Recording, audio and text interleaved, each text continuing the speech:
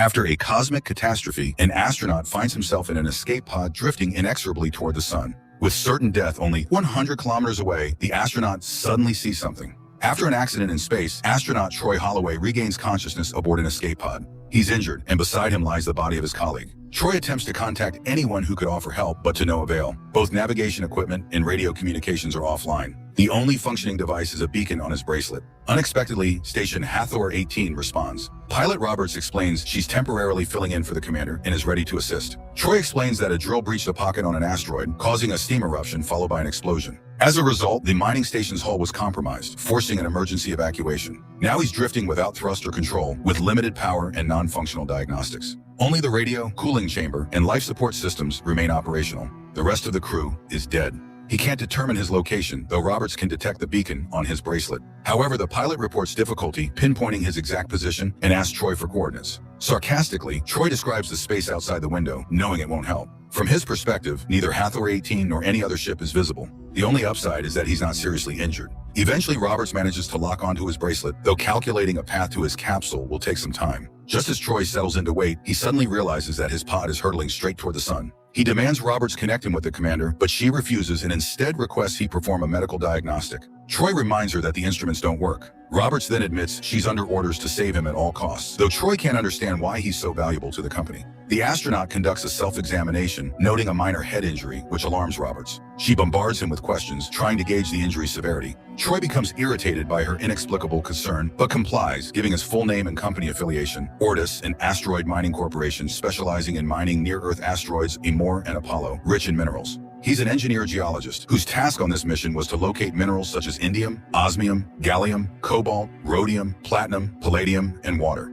Sarcastically, he offers to recite the entire periodic table if Roberts wants. Realizing he's close to losing his temper, Roberts admits they've also lost contact with Central Command, making it impossible to connect him to leadership. It turns out Hathor 18 was also damaged by debris, their technical assistant was injured, and the commander is busy making repairs. However, they have successfully pinpointed his location, and although he's headed directly for the sun, the oxygen generators are operational. On the downside, thrusters and rotational systems are offline, as are the contamination control and water regeneration systems and cabin temperature control. Worse yet, the cooling system seems damaged, causing temperatures to plummet rapidly and risking death by hypothermia. Troy must manually disable the cooler, yet as already established, he's hurtling toward the sun, whose direct radiation at this distance could cause severe burns. There's another issue. There's been a radiation leak in the radiation chamber, and Troy's exposure will steadily increase. Checking the radiation symbol on his bracelet as Roberts explains the plan, Troy listens as she says they must intercept him before radiation levels become critical. It won't be easy, but she assures him she'll manage, planning to reach him in approximately 75 minutes. Troy's baffled. His capsule lacks an airlock, the thrusters and accelerators don't function, and power is minimal.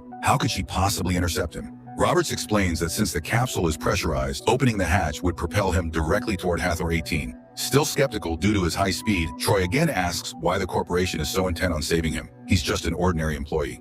Roberts evades the question, citing orders. If there's any chance to save his life, she will.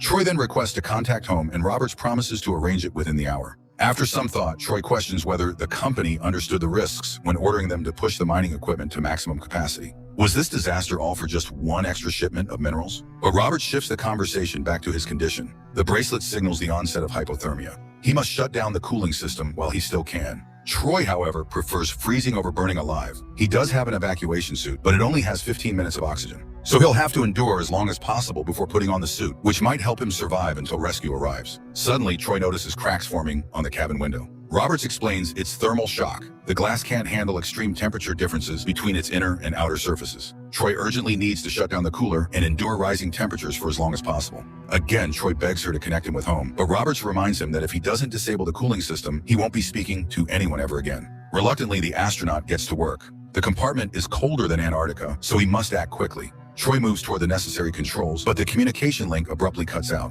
He proceeds blindly, grabbing the lever so forcefully that his glove and skin from his fingers remain stuck to it. Despite this, he successfully disables the cooler. Returning to the main cabin, the communication reconnects. Robert sympathizes, knowing things will only get worse from here. Troy admits there's another injury, a wound in his side sustained when debris penetrated the capsule. With temperatures now rising, he'll lose more blood, and the pain will become unbearable. He must treat the wound immediately. Troy locates the medkit, bandages his injured hand, and extracts a shard from his side. The wound requires cauterizing. Searching through his deceased colleague's pockets for anything useful, he finds a family photograph and a lighter, which he uses to cauterize the injury, losing consciousness in the process. When Troy regains consciousness, he reconnects with Roberts, who is deeply concerned about his silence. She warns him to brace for a sharp increase in temperature. Troy insists she connect him to her commander, whom he knows personally, but Roberts again refuses. Finally, she reveals the truth. The commander died in the same accident. She hid it from Troy to prevent panic. At that moment, debris strikes Troy's capsule again, sending it into an uncontrollable spin. Unexpectedly, Troy orders Roberts to turn around and retreat from the hazardous zone. She begs him to stay connected and let her save him, but Troy goes silent.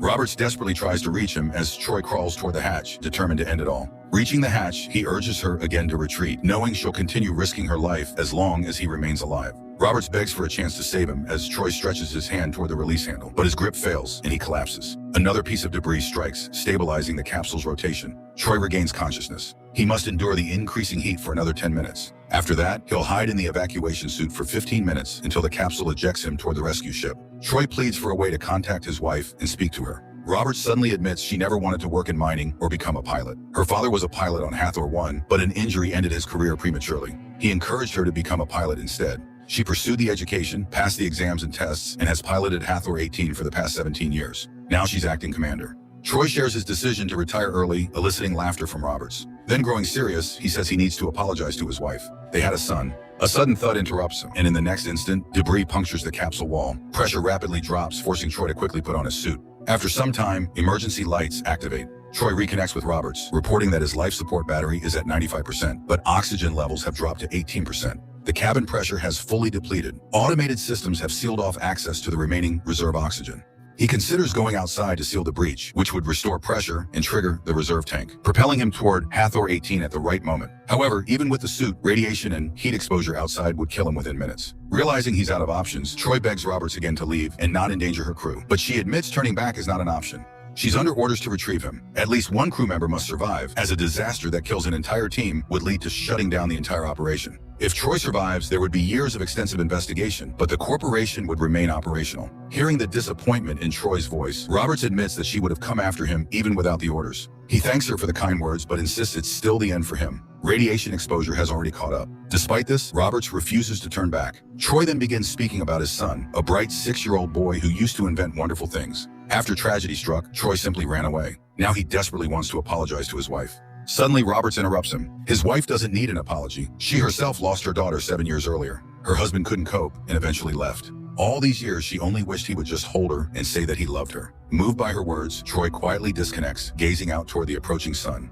Then, unexpectedly, he remembers the new prototype gloves tucked in his deceased colleague's pockets. He quickly puts them on and asks Roberts how to patch the hole breach in the chamber so he can restore cabin pressure and eject toward her ship. Roberts warns him that outside he'll be exposed directly to solar radiation, 370 degrees Celsius. Troy jokes that he'll just work in the shade. Guiding him carefully, Roberts helps Troy locate the damaged area, watching closely through the pod's camera. Troy enters open space and moves along the hull toward the breach. Suddenly, he feels severely ill. Roberts immediately recognizes it as radiation sickness and urges him to hurry.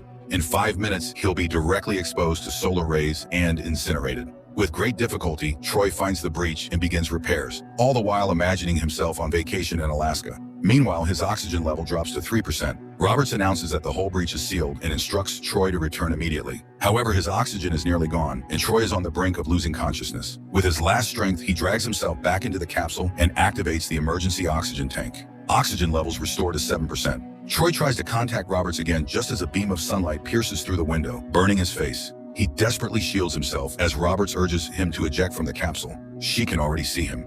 Troy, feeling as though he's burning alive in the suit, pleads with her to turn back. Roberts screams that she's almost there and begs him not to give up. The oxygen continues dropping, but Troy suddenly recalls his son's memory and announces that he won't surrender. At last, he's connected to his wife. Hearing her voice, Troy instructs Roberts to get ready. He's going out. His oxygen is nearly depleted. As he whispers that he's coming home, the capsule's window shatters. Yet another low-budget space survival story, essentially a one-man show. There's nothing particularly new or remarkable here. Definitely a one-time watch, and even then, not for everyone.